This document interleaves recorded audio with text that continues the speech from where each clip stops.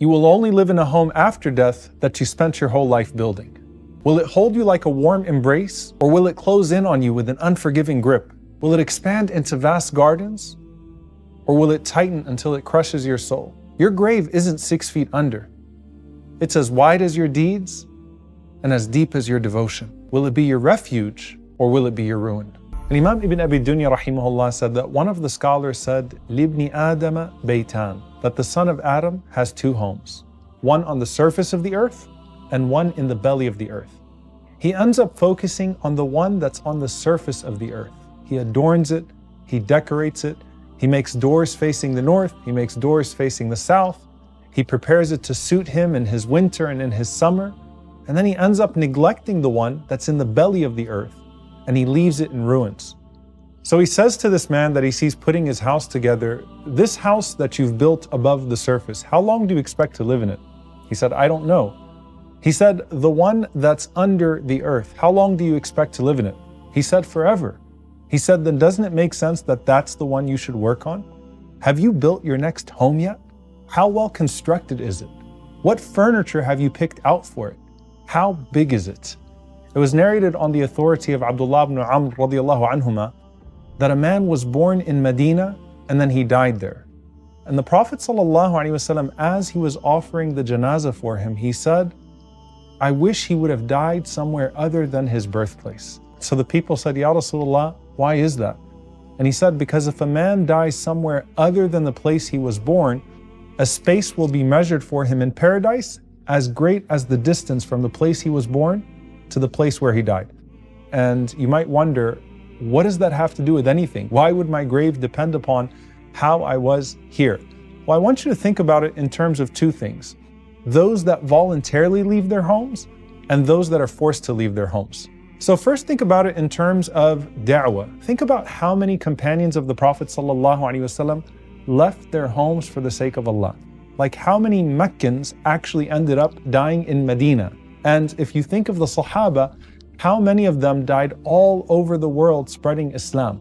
Like if you go to Turkey and you see the grave of Abu Ayyub al-Ansari radiallahu ta'ala anhu, what brought Abu Ayyub from the comfort of being right next to the masjid of the Prophet sallallahu alaihi wasallam to all the way in what is today Istanbul? And think about Idris alayhi salam, who actually died in the heavens because he was going up to Allah subhanahu wa ta'ala to ask how much time he had left on earth so that he could plan his da'wah accordingly. That's for people that voluntarily leave their homes for the sake of Allah subhanahu wa ta'ala. So it would be fitting that if they died far away from their homes, that Allah azza wa jal would reward them accordingly. But then also think about those who were driven from their homes, like the refugees of the world, who dwell all over, but they never feel the warmth of home again. Now they have the space that was taken from them, given to them in heavenly real estate.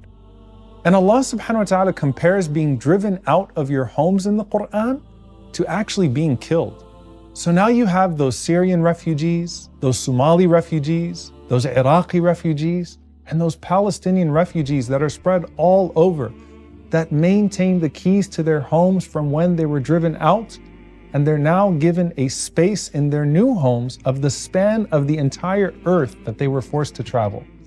So whether what drove you out of your homes was the qadr of Allah and you were patient in that circumstance, or what drove you out of your homes was seeking the pleasure of Allah and you were sincere in His cause, Allah does not disappoint in the repayment.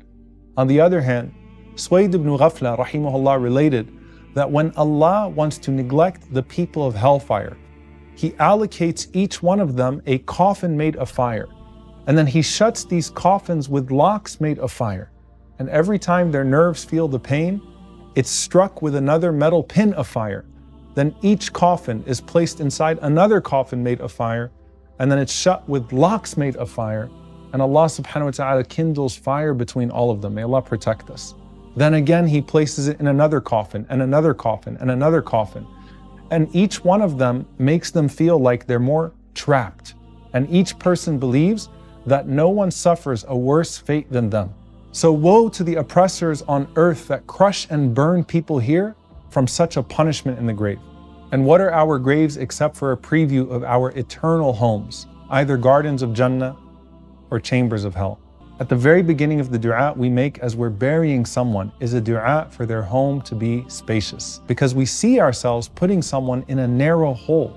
And Auf ibn Malik radiallahu anhu narrates that the Prophet sallallahu alaihi wasallam made this dua for the deceased, and it's the one that we now recite regularly.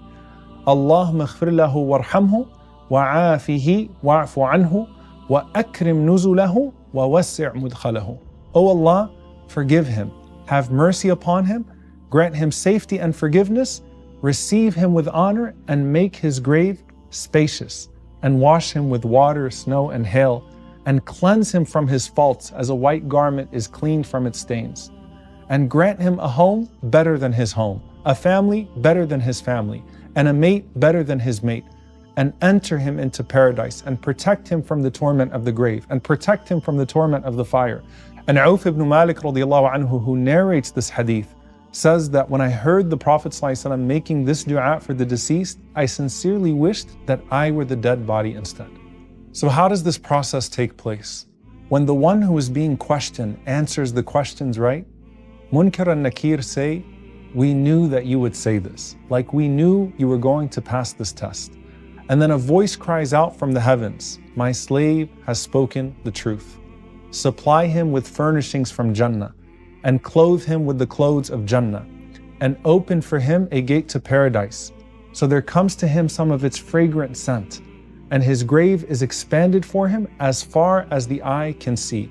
In one narration, it is widened by 70 cubits. Now each cubit is 1 foot 6 inches. So think about how big that is. And it is illuminated like the full moon. By the way, this is the minimum of the believer's grave. May Allah subhanahu wa ta'ala widen all of our graves. Contrast that to the disbeliever whose grave crushes him and becomes a pit of the fire of hell. So the Prophet ﷺ said that your grave is a section of what you expect after the Day of Judgment. It's either a garden from the gardens of paradise or a chamber from the chambers of hellfire. But you also have a window to the other destination. So if you are from the people of paradise, you have a window, not a gate, but a window to the punishment, to tell you this could have been you. And that would increase you in relief to say, Alhamdulillah, it's not me. And if you're from the people of the fire, you have a window to the rewards of paradise to tell you this could have been you. And that would, of course, increase you in regret. So what happens when you get into this home and you see how big it is, and you see that it's a preview of Jannah, and you see where you're supposed to go, and you see where you could have gone? Don't you want other people to celebrate with you? The Prophet ﷺ said, when the believer sees مَا فُسِحَ لَهُ فِي قَبْرِهِ, how spacious his grave has become, he will say, دَعُونِي أُبَشِّرُ أَهْلِي, let me go back now and tell my family the good news. You want to invite people to see your new house. But the angel says, uskun, reside where you are. And then there are a bunch of people in the barzakh that want to come see you in your new home so that they can ask about their relatives. So the Prophet ﷺ said, they crowd your door. The souls of the believers come to him and they rejoice more over him than one of you rejoices when his absent loved one comes home. And so they start asking, what happened to so-and-so? What happened to so-and-so? And some of them will say, let him be, فَإِنَّهُ كَانَ فِي غَمِّ الدُّنْيَا. Look, he just got out of the distress of the world. So the angels say, go to sleep, take a nap. It's been a difficult journey and you need to rest. So the man says, can I return to my family and inform them? And he says to him, sleep as a newlywed, whom none awakens but the dearest of his family. And Imam ibn al-Qayyim rahimahullah narrates a story about two great scholars, Shu'ba ibn al-Hajjaj and Mis'ar. And he says that Abu Ahmad al-Yazidi said, I saw them after they passed away, and they were two notable scholars. So I went to Shu'ba and I said to him, Ma fa'al Allahu bik? What has Allah done with you? So he replied, may Allah help you to memorize what I'm about to say to you.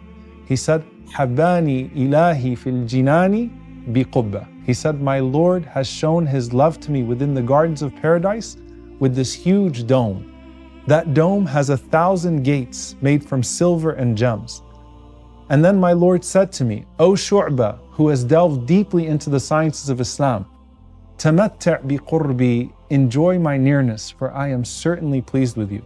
And my servant Mis'ar, who used to stand during the night and recite, It is a sufficient honor for him that he will visit me where I will reveal my noble face to him. This is how I reward those who are devout and who refuse to accustom themselves to disobeying me. Your home is now as big as it was a priority to you when you were living in this dunya. Think of a person who lives to build or purchase their dream home in dunya. You think about it at work, you visit it with your family throughout construction, you pick out the furniture together, and you long for it. But as Ibn al-Jawzi rahimahullah says, لا دار للمرء بعد الموت يسكنها إلا التي كان قبل الموت يبنيها. There is no home to live in after death except the one you were building while you were still alive. So don't find yourself homeless because there's no shelter as an alternative in the barzakh. And that's why Ibn Battal rahimahullah said some of the righteous people used to dig their graves with their own hands to remind themselves of death. This dunya is not as real or as restricting as you might think it is. Of its deception is that you're trapped by it if you can't see anything outside of it. So it becomes this suffocating box. The soul of the believer, on the other hand, already feels expanse because it's connected to Allah subhanahu wa ta'ala and His throne. It's connected to the angels all around. It's connected to the Prophet sallallahu alaihi wasallam through salawat. It's connected to a Jannah that has no boundaries. And so the home of the soul, being the grave, will represent that expanse. Your soul is your escape from the world of misery. And as you've now passed into the barzakh, your soul can now travel to wherever your heart used to be when you were still stuck in this realm.